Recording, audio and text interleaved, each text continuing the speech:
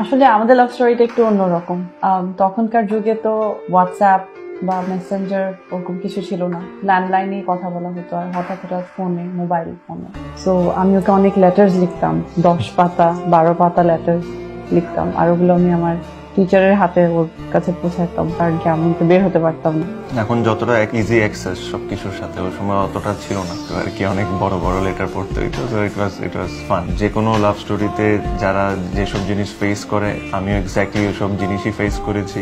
But end of the day আল্লাহর এটাই ইচ্ছা ছিল যে আমরা দুজন একসাথে হব আজকে। এই কারণেই একসাথে I am very very happy, very blessed to have her in my life. আর বিয়েটাও আমাদের একদিনের মাথায় মানে ডিসিশন নেওয়া হয়েছে। হ্যাঁ, মানে একটা সময় তো মনে হচ্ছিল যে এটা হবে না। সবসময় আমাকে আমার বন্ধুরা বলতো যে তুই ক্রিকেট খেল, ন্যাশনাল টিমে খেল, দেখবি যে সব ঠিকঠাক হয়ে যাবে। তো যখন ন্যাশনাল টিমে ঢুকলাম দেখলাম যে জিনিসটা আরো বেশি খারাপ হয়ে গেছে। So it was difficult, but এখন চিন্তা করলে এগুলো অনেক ভালোই লাগে। আর এই 10 বছরে পুরাপুরি ক্রেডিট ওর যায়, বিকজ ও যদি ওরকম সাপোর্ট আমাকে ওই সময় না দিত, it was impossible to have this relationship.